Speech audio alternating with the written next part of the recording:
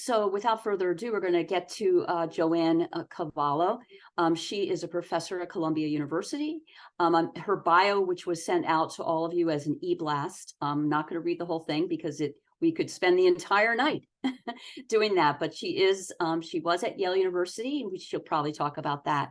But tonight's topic is very interesting to the Stony Creek Museum, as we were, as Bob mentioned, able to take on the McCree-Weil puppetry exhibit this year, which came from the Puppet House here in Stony Creek, which is world-renowned. But Jo Ann wrote a book, and Jo Ann, you can correct me once you start talking, but the Sicilian Puppet Theater of Agrippino Manteo. And it's really a textbook, and the museum is excited to be ordering a copy, but you can talk a little bit about that. And she is an expert on these puppets, and we're just delighted to have her here for this Zoom. Thank you so much, and I'm going to turn it over to Jo Ann.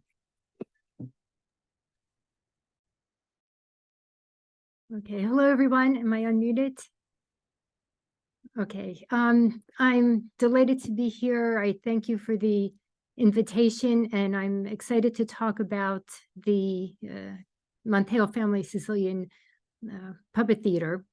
But before I do so, can I change to gallery view so I see everyone, at least your names? Before I do so, I wanted to mention two connections between the Monteo family puppet theater and the McCree-Weil puppet theater that you may enjoy knowing about. And the first is a personal experience that goes back to 2004. After I taught a course on Italian Renaissance epic and popular performance traditions, one of my students, Missy Miller, took a course in anthropology, interpretation of culture, and she decided for her final project to interview Italian-American puppeteers. And at that point, the only Italian-American puppeteers who had performed in recent decades were the Monteo family and the McCree-Weil puppet theater. So I set out with her on her trip. So we interviewed Agrippino Monteo's grandchildren, Susie Bruno and Pino Monteo in New York. And we interviewed Jim Weil and Salvatore McCree in Connecticut. And that was in November of 2004. So that was 19 years ago. And I have a very fond memory of Jim being very gracious, very passionate about the puppets, and also the impromptu demonstration that he gave us at the back of the puppet house, taking down some of the hanging puppets, handling them, and speaking their voices. So that was the first connection.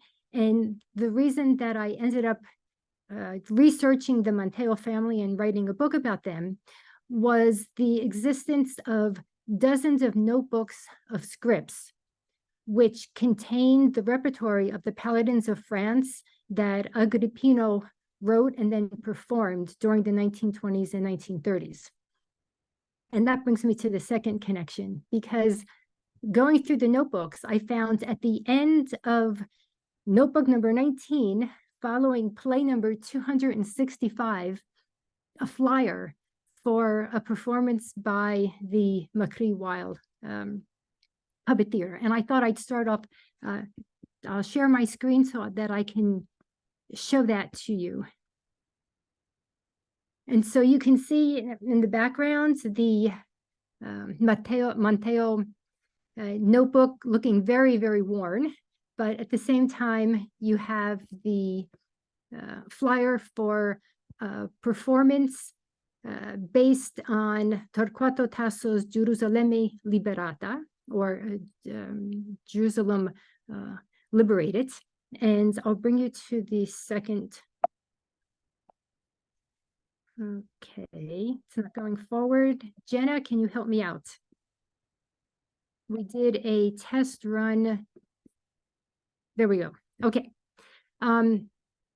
So you have the summary, and then you have the kind of the photograph. And I didn't get a chance to ask the Monteo if they knew about the, or what they remembered about the Macri Wild puppet theater, or if they had actually attended the performance. But the flyer is very worn and very handled. So I think it's likely that they were quite interested. So those were the two connections. And there's actually a third that I wasn't going to mention, but I'm too excited about it, so I think I will. Alessandro Napoli, who is of the Marionettistica dei Fratelli Napoli, the Fratelli Napoli puppeteers of Catania, and who wrote a foreword to my book on Agrippino Monteo, and will be writing a chapter for the Italian translation. So he's very connected to the Monteo history now, is also very interested in the Macri Wild puppet theater, and asked me if there was any chance he could get photographs of the puppets.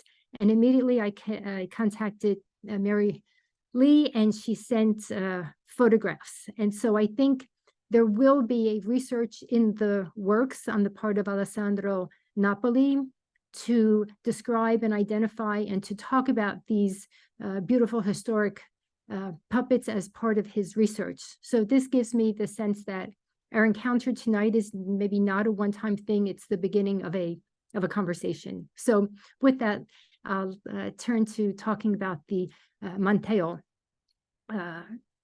puppet theater.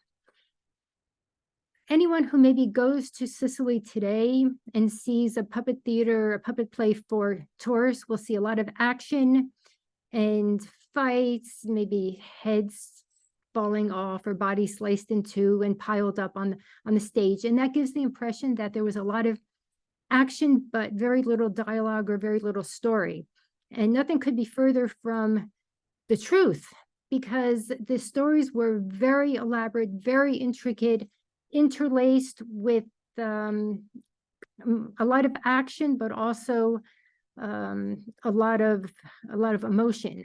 And they were based on Giusto Lodico's Storia dei Paladini di Francia, the history of the paladins of France, which is an almost 3,000-page compilation of Renaissance romance epics, and was published first in from 1858 to 1860. And from its publication, it became the basis of Sicilian puppet theater, which I say Sicilian because it's a kind of shorthand, but this puppet theater was popular also elsewhere in Italy, and even in the hand puppet theater of northern Italy. In any case, this was very prevalent all over Italy, and even with the diaspora in other countries where Italians immigrated. Today, it's very hard to know what the plays were like, because the few scripts that exist are either jealously guarded by the puppeteer families themselves or their descendants. They're in the hands of collectors, or they're in the archives of the museums or libraries in Italy. So that's where Agrippino Monteo becomes of primary importance, not just for the history of puppet theater in the United States, but for an understanding of this cultural tradition in general, because his family preserved dozens of scripts.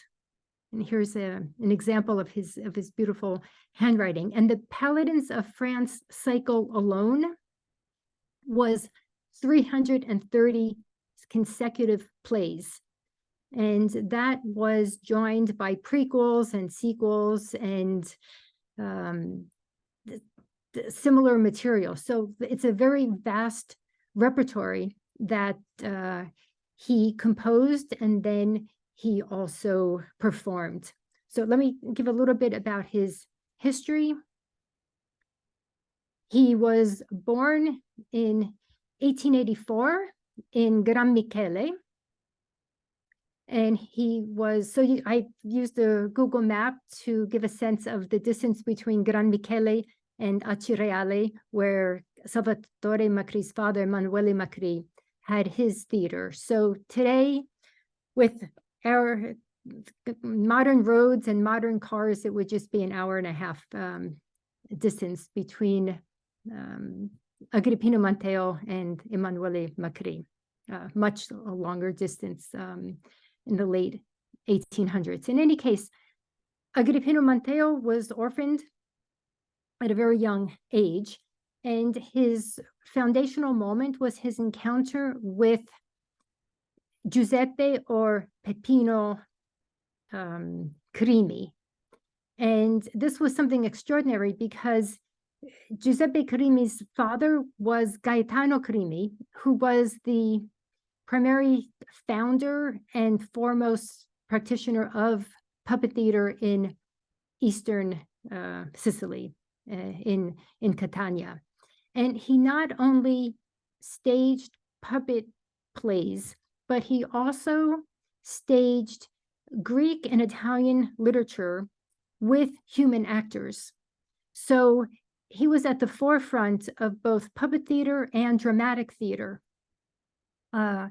And this was something that he passed on to his son, Peppino Crimi, and that clearly Agrippino Monteo was involved in as a youth. And I think it was formative because it could have enriched his puppet theater, but it could also have given the idea that puppet theater is a form of dramatic theater equal to that with actors, except that wooden puppets are used. So even though Catania was at the avant-garde in culture, it was still difficult to make a living. So Agrippino Monteo followed his sister Teresa and her husband to Mendoza, Argentina in, I think, 1905. And his wife, Caterina, and their infant daughter, Ida, followed soon thereafter.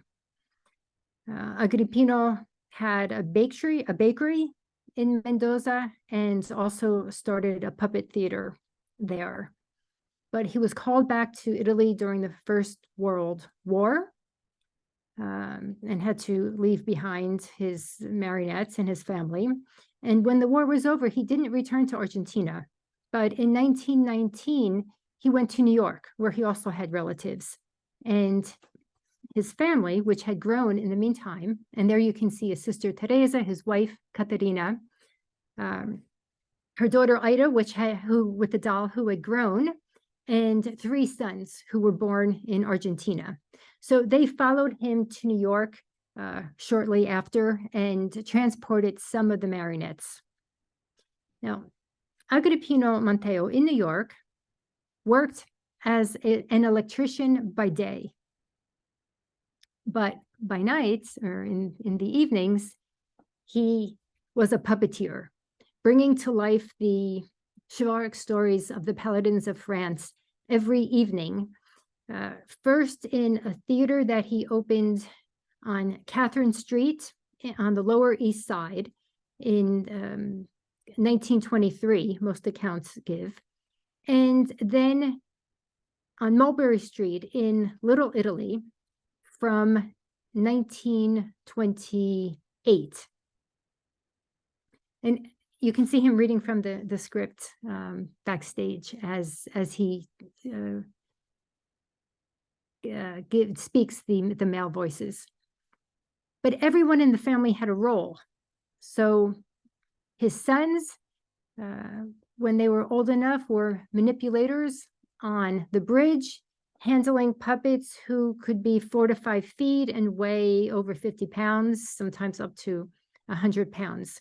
His wife, Caterina, you can see her here collecting the entrance fees, but she also designed and sewed the costumes, and she spoke the female voices. Their daughter, Ida, who here is on the bottom left of the screen, also sewed costumes. She painted the backdrops of the scenery. She played the piano. And when she was old enough, she also spoke some of the female voices. Agrippino, as I said, spoke the male voices, but he also and he directed the action as the master puppeteer. And he also constructed puppets with the help of a sculptor who fashioned the heads. So considering that it said he gave daily performances through the 1920s and 1930s in New York, and he opened a puppet theater in Argentina before World War I, it's possible that Agrippino staged over 6,000 performances in the course of his career. The Teatro Manteo, as it was called at the time, sadly closed in 1939 when the youngest son, Johnny, who was born in New York in 1921, contracted tuberculosis and died in July of that year. And Agrippino, at that point, closed the theater and did not perform again, right up until his death in 1947. However, his love for the chivalric stories and for this popular performance tradition was so contagious that after his death, his children began to perform, starting with a benefit in 1950, for the following 4 decades. And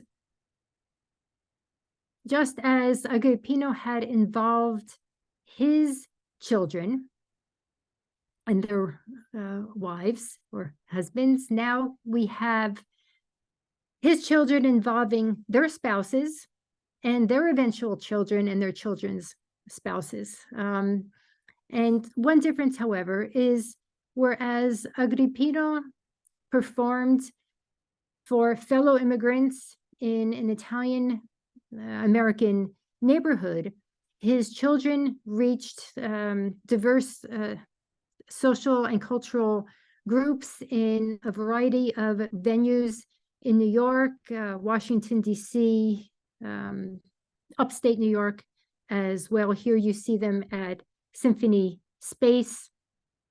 And Agrippino's son, Mike, would throw the voices, Ida at the piano, and other family members involved. And they continued this tradition, of course, not every night, but whenever there was an occasion, whenever they had the opportunity, right until 1989, when Mike Monteo passed away at the age, I believe, of 80. And in 2010, Mike's son, Pino, who had the puppets in his garage, with the agreement of the family, donated a number of puppets, of around 30 puppets, to the Italian American Museum in New York. And those puppets will be on display when the Italian American Museum reopens in the spring of 2024. So I think it's very exciting that the Macri Weil puppets and the Monteo puppets will both be on display simultaneously after many years when these puppets were not seen and were kind of hidden from view. But Agrippino Monteo was not only a puppeteer and a director of puppetry, he was also a playwright. And I'd like to give an example of his craft by comparing one scene. It's one of many, but it's one of my favorites, that was first in Matteo Maria Boiardo's Orlando Innamorato, written at the end of the 1400s. It was then adapted in prose in Giusto Lodovico's Storie dei Paladini di Francia, and then turned into a part of a play in Agrippino's scripts. And the episode is part of the duel between the English knight Astolfo and a South Asian king named Gradasso of Sericana. And the background is that, let's see, you see Astolfo and Carlomagno. Astolfo won a joust in Paris, but rather than being proclaimed the victor, Charlemagne had him put in prison because he was listening to the evil Gano di Magonza, who is always, if you know anything about the tradition and the literary history, he's the traitor who eventually leads to the death of the rear guard in the Battle of Roncesvalles. Roncesvalles or Roncesvalles, as you, depending on the French or Italian pronunciation. And in, whoops, sorry about that. In the original from Boiardo, in this story, Astolfo is only released from prison after Gradasso has attacked Paris, defeated Carlomagno's forces, and then imprisoned the emperor himself. So that at this point, we're told that everyone is in flight. The churches are opened and the prisons. So there's the passive voice, like, who opened the prisons? We don't know. There's this chaos. It's just something that happened. And Astolfo assumed command of the kingdom because there's a power vacuum with Charlemagne or Carlomagno being a captive or prisoner of Gradasso. So this is what we have to work with, these very sparse details. The first elaboration is with Giusto Lodovico, who gives credit to or gives agency to the people of Paris who actively seek out Astolfo. So I'll read the sentence. The people of Paris who had no longer remembered the Englishman's imprisonment, once they became aware of it, went to release him, and each voluntarily submitted to his command, whereby Astolfo comforted those citizens, asserting that the new day would make the pagan repent of having dared so much. He then went to comfort the empress. So you have this symbiosis between Astolfo and the people of Paris, and you also have a reference to the empress who is not mentioned in Boiardo. So what does Agrippino do? He makes two scenes. And in the first scene, he takes us into the prison. So in jail, Astolfo is complaining about his imprisonment. And the jailer replies, "I'll discuss it and we'll see how to set you free." And this gives us a sense that the jailer is sympathetic and wants to release Astolfo, but he doesn't have the means to do it. He has to go to a higher up, to some other authority, and see if it's possible to free Astolfo. And yet we don't hear from the jailer again. So how is Astolfo freed from prison? And this happens two scenes later. Galerana, that's the empress, cries, "Voices of the people, that Astolfo be set free." Galerana has Astolfo released and entrusts the people to him. Astolfo goes into the square and gathers together the people in order to go into battle. He leaves. Galerana prays for victory. So here, the people cannot free Astolfo because they don't have the means. So they're outside the structures of power, but they're also outside the stage. They don't get to even physically be on stage. Nonetheless, they are the catalyst to free Astolfo through the strength of their voices, because they are calling off stage. And this was a technique used occasionally in puppet theater to give the sense of a great gathering. And the puppeteer and those behind the stage would just repeat over and over again a simple phrase. So now it's the Empress who begins the scene crying. She's the distraught wife of the captured emperor. And yet she is the reigning sovereign. There is no power vacuum. She is the one who has Astolfo released on her order. And by the time the scene ends and she's praying for victory, we get the sense that she is foreshadowing a happy conclusion. And in fact, Astolfo will defeat Gradasso. Then he will chastise Carlo Magno for having imprisoned him indefinitely on the slander of Gano. And then he will take his leave. He will remove himself from Paris and go off looking for his cousins. So this is just one example of Agrippino's craft of taking the narrative and rendering it not only more dramatic, but giving it more psychological depth, and really thinking carefully about how to construct his plays. In The Art of the Puppet, Bill Baird wrote, "Altogether, it was a tremendous tour de force, and at the core of it were Agrippino Manteo's dramatic inventiveness and irreplaceable scripts." So what I try to do in the book, since we don't have any record, any recording of the performances that took place on the puppet theater stage night after night, all we have are the scripts.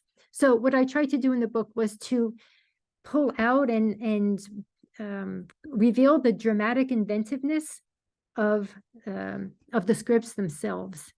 And one final image along with the book cover is a Marfisa puppet, who is a glorious female warrior invented by Boiardo and who was very popular in the tradition.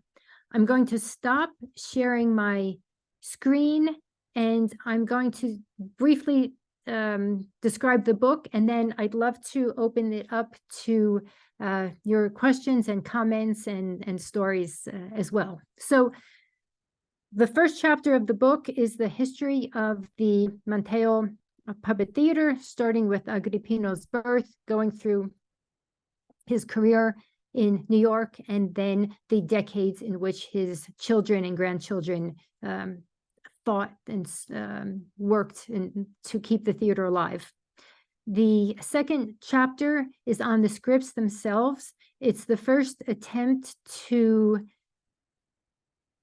get a sense of actually what was in those mountains of notebooks that were occasionally mentioned but never described. And so what I ended up finding is that there wasn't just one set of scripts.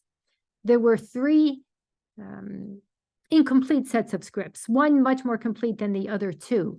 And that showed that Agrippino Manteo continuously rewrote.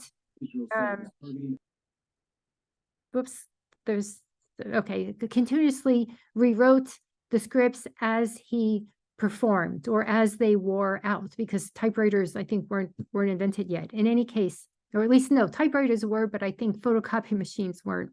So these were rewritten by hand in three sets of scripts. And each, the most complete notebook was 23, or the most complete set had 23 notebooks. So that was chapter 2, and I also talk about the comments in the margins by Agrippino and his son, Mike, the dating, the relation to the source, the Storie dei Paladini, and also to the Renaissance poems that Lodico rewrote. Then the next 8 chapters contain translations of 8 plays, which were both the highlights of the Storie dei Paladini cycle, but also plays, most of them, that one might encounter today if you go to Sicily. And each of the translations is preceded by an introduction and then followed by a comparative analysis that starts with either Boiardo or Ariosto, the two poets that were the basis of the 8 plays. Then the rewriting by Giusto Lodico, and then the adaptation by Agrippino. And so with a goal of pulling out the process of meaning production through the continual adaptation of literary sources. And then the book ends with various appendices having to do with the lists of marionettes, the extant publications in Agrippino's library, the list of all of the plays in his handwriting, the translations of synopses of 270 plays that are still extant, the description of the featured characters from the cycle, and then a Manteo family genealogy. So I'll stop here and love to open it up to everyone's comments and questions. Thank you.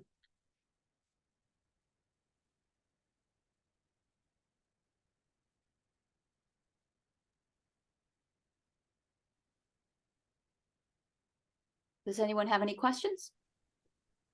You can put it in the chat and we can read them if you don't want to speak on to the Zoom.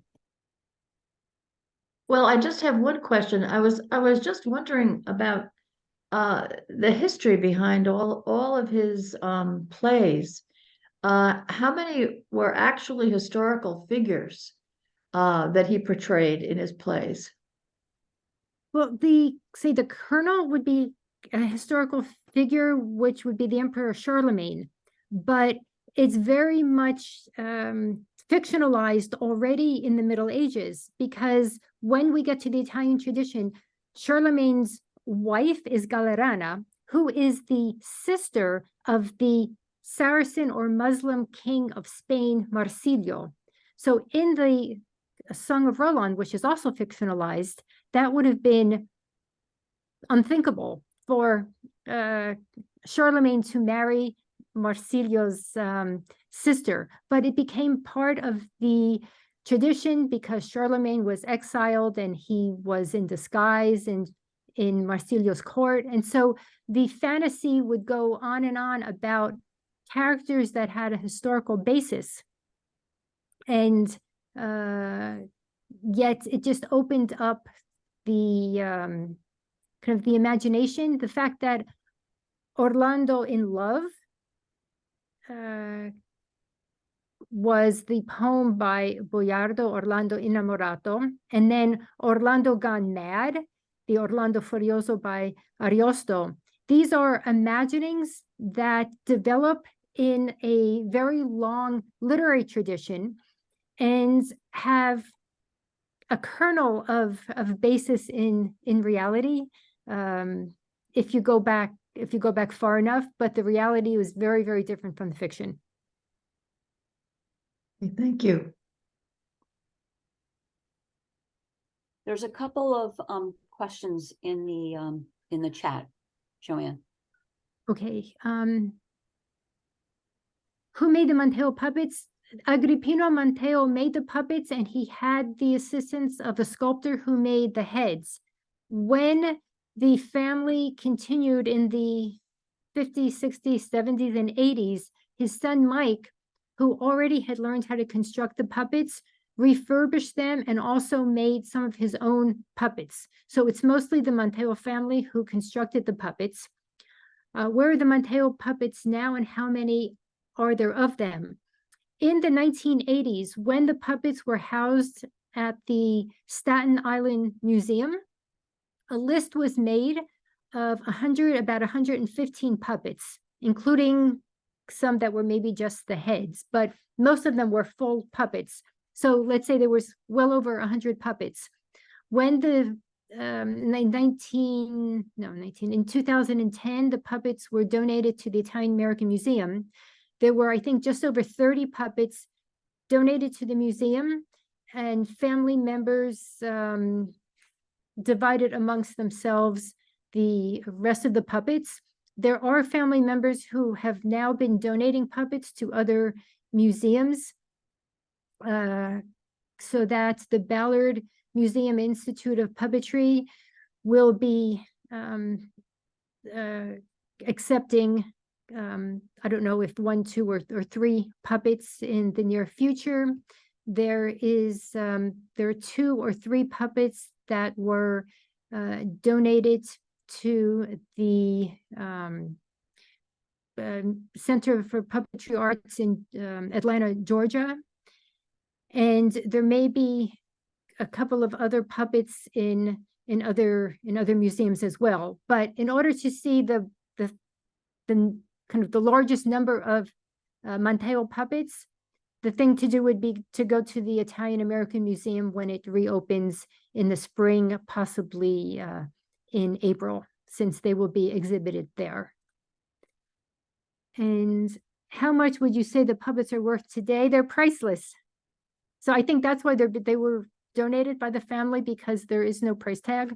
It would be very hard, and I wouldn't be equipped to actually say that. In the Palermo tradition, much of the music seems to come from a barrel organ or similarly cranked instrument. Ida is playing the piano. Is this more the musical tradition out of the Catania area? And I've read about the music. It's not my area of expertise, so I don't want to misspeak, but it did change. And I think the different companies have a freedom to experiment.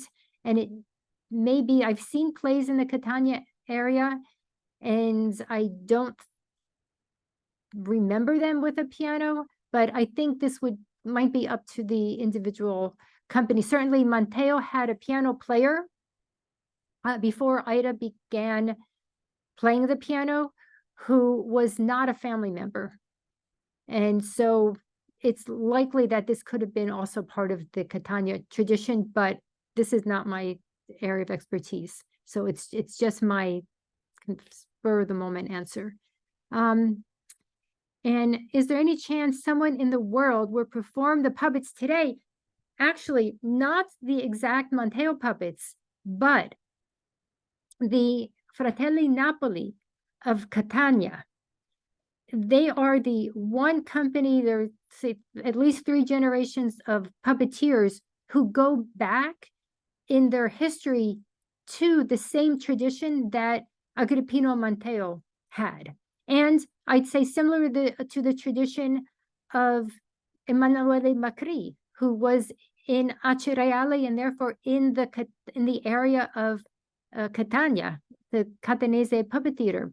And the Fratelli Napoli do perform today. They perform in Catania, and they also perform tours throughout the world. And I'm crossing my fingers that they will be able to come to New York and perform in the Italian American Museum in the not too distant future. You can find them if you go to YouTube, and also I put some of their clips from their performances on my website, which is eBoiardo, EBOIARDO. It's a Columbia EdBlogs website, and I have clips of many puppet shows. I have interviews with puppeteers. I have the material divided according to the original author and according to the episode, according to the puppet company as well. Okay, the museum in Atlanta has a Devil Monteo marionette. There is a documentary about the Monteo family. It's called One Family Knock on Wood. It's a wonderful documentary by Tony DeNonno. But I believe you saw that last year. We did. He was one of our speakers last year. We did see that, and it was incredible. It was great. Yeah. And thank you for the link to my website. It is all about Italian Renaissance romance epic and the performance traditions, Sicilian puppet theater, the epic Maggio that is sung in the Apennine Mountains, a kind of folk opera. Jo Ann, if the puppets do come to New York, we would love to invite them to Stony Creek. It would be incredible if they would be willing to do a nice little field trip.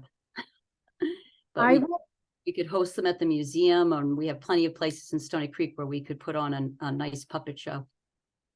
I will put you in touch with Joseph Scelsa, the founder and president of the Italian American Museum, and that would be really fantastic. It would be fantastic. I think Teresa has a question. Oh, yes. Is there an Italian book similar to Don Quixote or Tirano Blanc that talks about these legends? Absolutely. There's lots of Italian books. In fact, when Giusto Lodico wrote his adaptation in prose in those 3,000 pages, he was adapting about 20 Renaissance poems, either in their entirety or in just sections. And the two that I would absolutely recommend above all others is the Orlando Innamorato, or Orlando in Love, by Matteo Maria Boiardo, Boiardo, and the Orlando Furioso, the mad, frenzied Orlando, by Lodovico Ariosto. Because it always happens. First you fall in love and then you go crazy, right? So that's what happened to Orlando. Boiardo imagines that there was this, has an unauthorized biography, say the story that Torpino, the bishop, kept hidden because he didn't want to embarrass Orlando. But it's the real juicy story of Orlando having fallen head over heels in love with Angelica, a princess from Cathay, or China.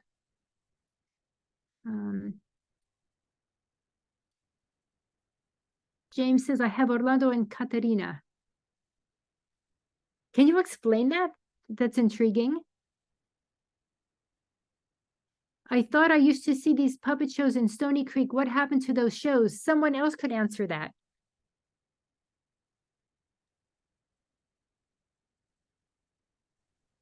Mary Lee? Sorry. So yes, that's actually a really good question that we're probably going to have to get back to authentically, whether those were the actual shows that were in Stony Creek, but many of the Charlemagne shows were held here. Unfortunately, the Puppet House closed. Jimmy Weil passed away, and it was just recently bought out, and it is now the Legacy Theater. So no longer the Puppet House, if that's what you remember. They did do Orlando Furioso, I think, for a little while. I'm sorry, Teresa, what did you say? They did. Orlando Furioso was one of the plays that I think they used to do a lot of. That's the one I saw when I was a kid. So they may have done their version of it. Mm-hmm.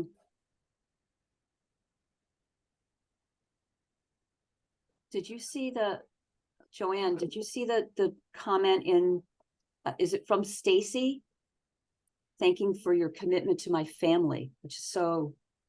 I miss Stacy's. I was just reading James, who has, when he said he has Orlando and Caterina, he has two puppets from the Manteo, because he's part of the Manteo family. So he's one of the descendants. And I didn't see Stacy's comment. No. It's right. Up top. It's Hello, close. Jo Ann. You hear me? Yes. Jo Ann, Yes. do you hear me? Hear you. I'm one of the grandchildren of Papa Manteo, and I performed with my grandfather in the late 70s, 80s. And growing up, I was a young teen, and he taught me how to make the marionettes with him. I was in his shop every day. I had my own bench in his shop, and and I used to work on the armor with him for a couple of years, and I actually learned the electrical trade with him. So I was, you know, I come from a broken family. My mom was had a very bad marriage, and my mom put me with my grandfather, and he raised me. So, so I did. I so intrigued because I've been out of the view with my family for many years. There was some infighting and there was some separation. And when my grandfather passed, that was like the pretty much the end all. Like we kind of like just all like went our separate ways. My mom, she passed away in like 2011, and that was his daughter, and Pino was the sister. So they had two children, which was Agrippino, young Pino, Manteo, and my mom, which is Catherine Manteo. So, but I I was so excited. I just did it. Every once in a while, I do a search on Google, and then I saw this, and I pre-ordered it and waited months and months and months for it. And I was so excited that when it came in the mail, I couldn't tell you. I told my brother about it. We prepaid for it, and like we couldn't wait for it to come. And then it came, and I was like, oh my God, I'm going to cherish this. This is so wonderful. Thank you so much. And you know, Tony DeNono with his video, he sent me this, and that excited me so much. These are so much great memories. You know, it's tears to my eyes. My grandfather raised me, and I absolutely adore him. He was like so. It was such a loss when he passed and how he went. But I had some photos. Some of the photos that just, you know, these are like on the stage, and this is and then this one here, which is, I think you had that one. So my uncle, Pino, he had all these pictures taken like around the time when this was our best when we performed here. This was awesome. This is like a week long, and we were actually is off Broadway, and we really had a great time. It was an awesome experience. And I'm so glad that you're keeping this alive for us, and I hope to be in contact. And then anything that you folks do, local. I live in Massachusetts, but I don't mind taking a drive out. If you're doing anything, I would like to be a part of it. If you just keep me in the loop. Oh, we hope with Jo Ann's guidance, we'll be able to get the puppets back performing here in Stony Creek. Yeah. Oh, that would be so exciting. I could, you know, definitely offer some of my expertise. Anybody wanted to know, because I was very, very close with my grandfather. It was only, you know, it was like, to him, it was every day. I mean, I was with him 7 days a week. I mean, I lived at his house, and I used to come every morning, and we used to, and let me just give you an idea what we did. So we drive in he lived in Staten Island, and we drive in like 6 in the morning into Brooklyn, and he had a shop on Stillwell Avenue in Bensonhurst.